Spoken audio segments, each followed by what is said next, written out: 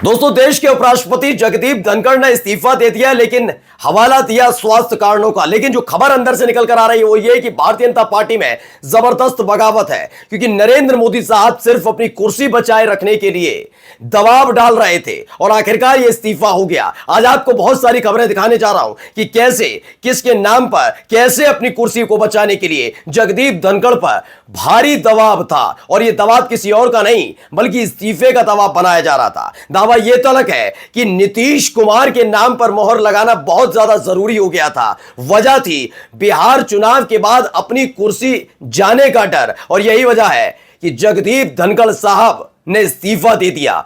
इस दबाव के पीछे की एक एक कहानी, एक एक सबूत आपके सामने रखने जा रहा हूं। नमस्कार, मैं हूं प्रज्वल गौतम और आज आपको दिखाने जा रहा हूं जगदीप धनखड़ साहब, जो है तो देश के उपराष्ट्रपति, लेकिन साथ साथ उन्होंने इतने साल तक राज्यसभा के अंदर सरकार की साख को एक सभापति होने के नाते भी बचाए रखा।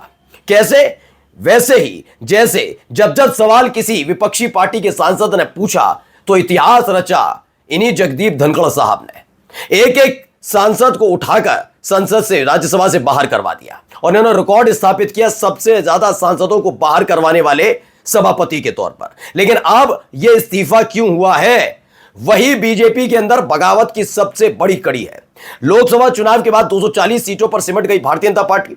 मोदी शाह टेंशन में, आरएसएस हावी हो रही थी। इन सब के बीच आपने जगदीप धनखड़ साहब, जो कभी भी मोदी शाह के किसी भी फैसले के खिलाफ या सरकार पर सवाल नहीं उठा पाते थे, जब जब मोदी जी सामने आते थे तो उपराष्ट्रपति होते हुए भी किस कदर झुक जाते थे, ये तमाम चीजें करने वाले, याद होगा शिवराज सिंह चौहान के कृषि मंत्री बनते ही उन्हें मंच से नसीहत दे रहे थे, किसानों के हितैषी हो गए थे, ये तमाम चीजें हो रही थी।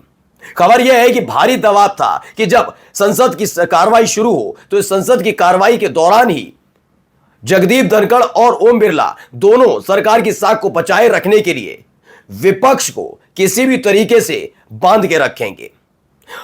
जगदीप धनखड़ साहब पर प्रेशर लगातार बढ़ रहा था। एक दिन की कार्रवाई से साबित हो गया था कि उधर ओम बिरला तो कैसे न कैसे करके विपक्ष को चुप रहने के लिए मजबूर कर रहे हैं, लेकिन दूसरी तरफ जगदीप धनखड़ साहब ने साफ साफ लफ्जों में कह दिया कि ऑपरेशन सिंदूर को लेकर जितनी देर चर्चा करनी है करिएगा, समय दिया जाएगा। इसके फौरन बाद ही शाम होते होते उनका इस्तीफा आ गया। लेकिन इस्तीफे की ये पटकथा यूं ही नहीं लिखी गई। दरअसल सबको पता है कि बिहार में नीतीश कुमार कभी भी बीजेपी का साथ छोड़कर जा सकते हैं। बिहार में बीजेपी को झटका लग सकता है, क्योंकि बिहार में बिना किसी स्थानीय पार्टी के बीजेपी का लेवल इतना नहीं है कि वो सरकार बना सके। ऐसे में एक तो बिहार के चुनाव, दूसरा अगर नीतीश कुमार जैसे एक साथी 12 सांसदों वाली पार्टी छोड़कर चली जाएगी तो संकट में आ जाएगी मोदी जी की सरकार। बिहार चुनाव और अपनी गद्दी दोनों को बचाए रखने के लिए उन्होंने एक मुफीद व्यक्ति को ढूंढा, एक ऐसा व्यक्ति जो इस्तीफा दे तो आसानी से नीतीश कुमार को एडजस्ट किया जा सके। राष्ट्रपति के लिए सोच नहीं सकते, अपनी कुर्सी छोड़ेंगे नहीं, नीतीश कैबिनेट में शामिल होंगे नहीं। इन सब के बीच की एक कड़ी निकल कर आती है उपराष्ट्रपति पद। जगदीप धनखड़ साहब जितना कर सकते थे उनका उतना यूज हो चुका था और अब भारी दबाव था। पहले ये देखिए, भारत के उपराष्ट्रपति ने अपनी बीमारी का हवाला देते हुए अपने पद से इस्तीफा दिया। आज का सबसे बड़ा और महत्वपूर्ण सवाल यह है कि अब उपराष्ट्रपति बनने वाले कौन है? क्या मानसून सत्र की बारिश शुरू हो चुकी है? ये लिखते हैं केपी मलिक। लेकिन इन सब के बीच एक खबर रविंद्र सिंह कहते हैं जगदीप धनखड़ ने इस्तीफा दिया, नीतीश कुमार बनाए जा सकते हैं नए उपराष्ट्रपति। जैसे ही चर्चा शुरू हुई ये साफ पता लग गया, हाँ यही था। इससे एक नाराजगी जो बीजेपी के अंदर खाने शुरू हुई है वो ये कि छोड़ दीजिए विपक्षियों को, छोड़ दीजिए अपने साथियों को। साथियों का मतलब बीजेपी के जो सहयोगी पार्टियां हैं, आप अपने ही नेताओं को नहीं छोड़ रहे हैं।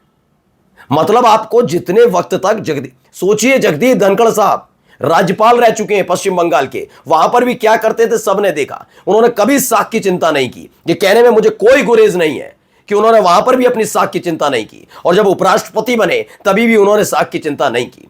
उन्होंने कभी इस बात को महसूस ही नहीं किया। वो हमेशा कृपा पात्र बने रहे कि अगर मोदी शाह ना होते तो राज्यपाल ना बन पाता, वो मोदी शाह का आशीर्वाद ना होता तो उपराष्ट्रपति ना बन पाता। आप उनकी एक तस्वीर दिखाइए कि तनकर खड़े होकर नरेंद्र मोदी साहब से सवाल जवाब करते दिख रहे हो। हाँ, सवाल जवाब का समय आया तो शिवराज सिंह चौहान को तेवर दिखा रहे थे किसानों की पर, लेकिन जब किसान आंदोलन चल रहा था तो चुप्पी साध कर बैठे थे। जब जाट महिला खिलाड़ियों के साथ बदतमीजी हुई थी तब वो चुप्पी साध कर बैठे थे। लेकिन 2024 में मोदी शाह की जोड़ी के कमजोर होते ही तब भी मोदी शाह नहीं, किसे, शिवराज सिंह चौहान को तेवर दिखा रहे थे किसानों को लेकर। सवाल तो मोदी शाह से भी पूछा जाना चाहिए था, 3 कृषि कानून कौन लाया था, लेकिन नहीं। लेकिन अब वो समझ गए कि उनका जाना तय है, क्योंकि अब दबाव भारी था।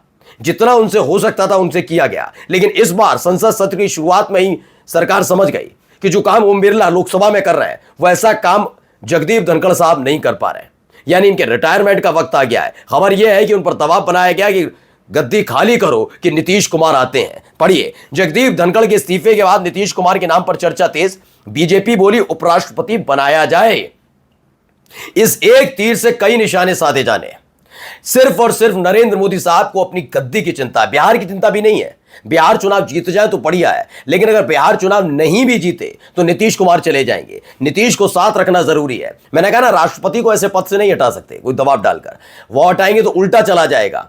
चीज है ना, एक तो महिला, ऊपर से उनकी जाति वाला मसला, जो एक बार स्मृति ईरानी ने बोल दिया था कि किसी ने उनसे कह दिया था, कांग्रेस के नेता ने, तो जाति, राष्ट्रपति की जाति बता रही थी स्मृति ईरानी, ये तमाम चीजें। तो वहां खेल करना था।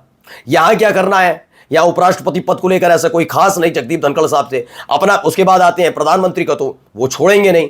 कैबिनेट में नीतीश शामिल नहीं होंगे, तो उपराष्ट्रपति एक मुफीद जगह थी कि अब जितना हो सकता था इन्होंने कर लिया, अब नहीं कर पा रही है, इन्हें हटाओ, नीतीश कुमार को लाओ, उन्हें खुश करो, बिहार में अपने नेता को मुख्यमंत्री बनाओ, ये वाले एजेंडे पर चलो। यानी एक कांटा निकालना जरूरी है। बिहार में दूसरा कांटा तो है ही इनके सामने, चिराग पासवान, वो छोड़ने वाले नहीं है। लेकिन फिलहाल नीतीश कुमार को बिहार से बाहर लेकर आना है और उन्हें शांत करके मोदी जी की अपनी कुर्सी बचानी है। अब देखिए, एक और खबर है, हिंदुस्तान की खबर।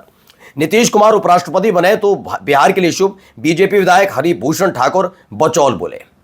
अब बीजेपी के विधायकों ने भी कहना शुरू कर दिया ये नीतीश कुमार उपराष्ट्रपति बन जाए, उपराष्ट्रपति बन जाए।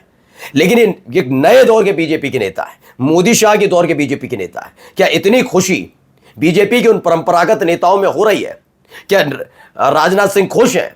क्या नितिन गडकरी खुश हैं? क्या इस दाव से वसुंधरा राजे, शिवराज सिंह चौहान खुश हैं? क्या आरएसएस खुश है? यह एक बहुत मुफीद सवाल है, क्योंकि अब होने वाली है बगावत, और तगड़ी बगावत। क्योंकि इसे सिर्फ एक उपराष्ट्रपति को बीच रास्ते में इस्तीफा देने के लिए मजबूर करने वाली स्थिति के तौर पर नहीं देखा जा रहा, बल्कि इसे यह देखा जा रहा है कि अपनी गद्दी बचाए रखने के लिए किसी को कभी भी पद से हटा सकते हैं, और किसी भी पद का सम्मान ये लोग नहीं करते। देखिए, ये सम्मान वाली एक तस्वीर मैं आपको दिखा देता हूं, पहले वीडियो देखिए, सुनिए क्या कह रहे हैं। Nothing will go on record. Whatever I'll say, that will go on record. You should know. अब ये कौन है? जेपी नड्डा।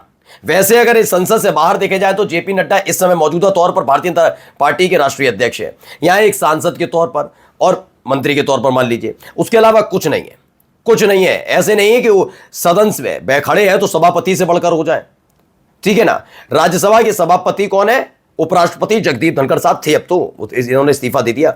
अब उनको ऑर्डर दे रहे हैं, क्योंकि इनके यही तरीका, उनको मालूम है सामने कोई भी बैठा है, उन्हें मालूम है कि मोदी शाह फिर मैं, इनको मालूम है जेपी नड्डा को, इसलिए उन्होंने उपराष्ट्रपति से, सभापति से भी कह दिया, मैं कह रहा हूं ना, इस रिकॉर्ड से हटाइए।